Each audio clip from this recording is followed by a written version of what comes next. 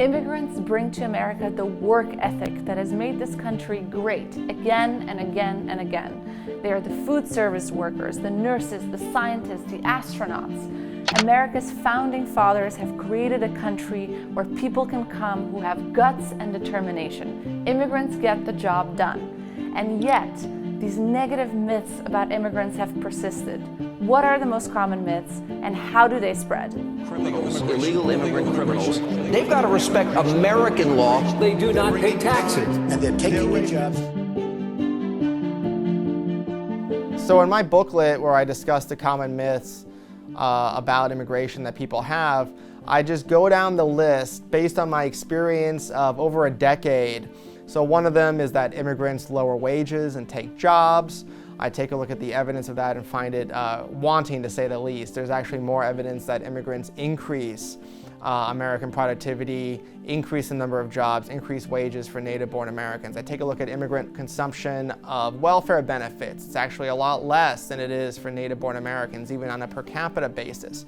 I take a look at how immigrants affect deficits in the United States. It turns out that immigrants pay more in taxes than they consume in benefits. And then I just go down the list. I look at crime, I look at terrorism, I look at their impact on politics in the United States, and I find that immigrants either don't have a negative impact, they're sort of neutral on these issues.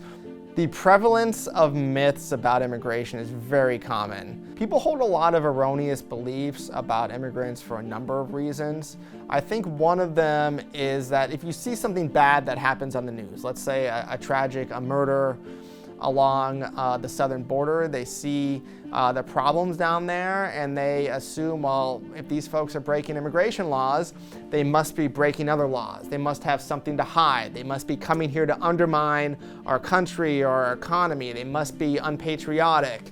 They must be more likely to be terrorists, et cetera, down the line. So we see one bad thing that's happening, and then we attach all these other bad things to it, and as a result, you have a lot of mythology about immigration. These myths are now part of the political debate in much of the country, and political parties are making it seem like the issue around immigration is insurmountable or unfixable. One of the first things I'd say to somebody who believes in the myth that immigrants decrease wealth or make Americans poorer is to say that people are good. You can't have an economy without people. People are entrepreneurs, they are investors, they are the workers, they are the consumers that drive innovation and productivity increases in the United States and elsewhere. I would say every argument against immigration is at its core also an argument that can be applied to new people. We need to tackle these myths head on because they're not true. Facts are one way to do it, but that hasn't really worked. So how do we change the narrative?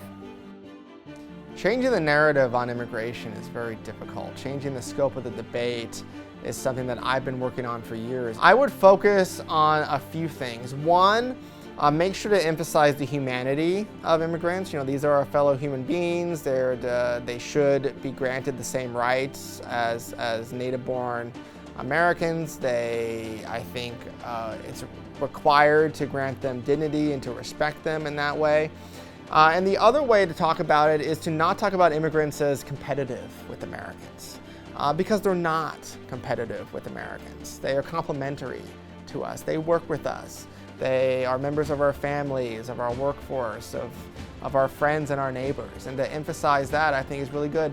And then also to talk about all of the bad things that we see with the chaos that is going on along the border, which I think is probably the #1 driver of anti-immigrant animus currently in the United States, is this chaos, is to emphasize that this chaos is caused by the immigration restrictions that we have on the books right now. If you take a look at a chart of American immigration laws, it looks like something designed by a Soviet central planner. It is impossible legally for the vast majority of people who want to come here legally to do so. And so if I were to try to change the minds of Americans, I think the number one top thing I try to say is it is almost impossible for people to come here illegally. And if we want to get control over the border and reduce chaos, we need to make it easier to do so.